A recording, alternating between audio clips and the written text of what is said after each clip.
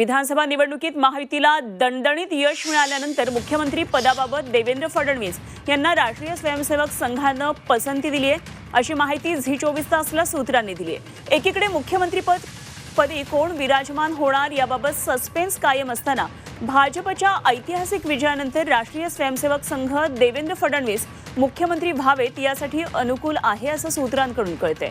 आणि महत्त्वाचं म्हणजे विधानसभा निवडणुकीमध्ये राष्ट्रीय स्वयंसेवक संघ पूर्ण ताकदीनिशी भाजपच्या मागे उभा होता, त्यामुळे लोकसभा निवडणुकीमध्ये घसरलेला ग्राफ हा कमालीचा उंचावलाय अशी चर्चा आहे।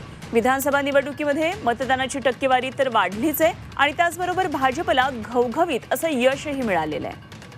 आणि या संदर्भात आणखी माहिती जाणून घेऊया। आमचे प्रतिनिधी अमर काणे थेट नागपूरमधून सध्या आपल्याबरोबर जोडले गेलेत।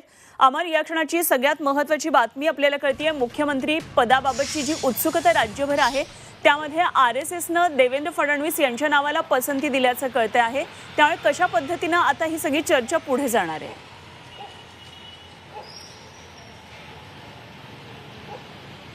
अनुपमा, अनुकूल आहे राष्ट्रीय स्वयंसेवक संघ देवेंद्र फडणवीस यांच्या मुख्यमंत्री पदाबाबत। सगळ्यात महत्त्वाचं म्हणजे लोकसभेनंतर ज्या घडामोडी घडत गेल्या, ज्या पद्धतीने राष्ट्रीय स्वयंसेवक संघ सक्रिय झाला आणि आपल्याला आठवत असेल 4 महिन्यापूर्वी आपण एक वृत्त पण दिलं होतं की स्वयंसेवक संघाचे काही ज्येष्ठ जे स्वयंसेवक प्रचारक जे आहे ते देवेंद्र फडणवीस यांची भेट घेतली। त्यानंतर देवेंद्र फडणवीस आणि जे ज्येष्ठ प्रचारक आहे अतुल लिमये यांच्या सातत्याने समन्वय सुद्धा दिसून आला। विविध बैठकांचं सत्र झालं आणि ज्या पद्धतीने विधानसभा निवडणुकीमध्ये संघ सक्रिय होता, ज्या पद्धतीने मोठ्या प्रमाणात मतदान झालं आणि त्यानंतर घवघवीत असे यश भाजपाला मिळालं, हे सगळं समन्वय होतं राष्ट्रीय स्वयंसेवक संघ आणि राज्य भाजपाचं आणि त्यामुळे हे सगळं घवघवीत यश भाजपा आणि महायुतीला मिळालंय।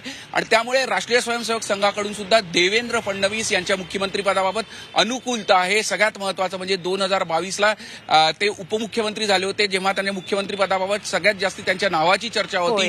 त्यानंतर त्यांनी शांतपणे राहिले, पूर्ण संघटन अजून मजबूत केलं आणि ज्या पद्धतीने दणदणीत असा विजय मिळवून दिला, त्यामुळे राष्ट्रीय स्वयंसेवक संघ सुद्धा देवेंद्र फडणवीस यांच्या नावाकरता अनुकूल आहे। मात्र या बाबतीत सगळ्यात महत्त्वाची बाब म्हणजे भाजपाचं जे केंद्रीय नेतृत्व आहे त्यांच्याशी पूर्ण चर्चा झाल्यानंतरच याबाबतचं चित्र स्पष्ट होणार आहे। खरंय अमर, धन्यवाद दिलेले या सगळ्या सविस्तर माहितीसाठी। अर्थात जर RSSनी अनुकूलता दाखवलेली असली तरी केंद्रीय नेतृत्व या संदर्भात काय विचार करते हे बघणं अत्यंत महत्त्वाचं ठरणार आहे, त्यामुळे पुढचे काही तास यासाठी महत्त्वाचे आहेत असं म्हणता येईल।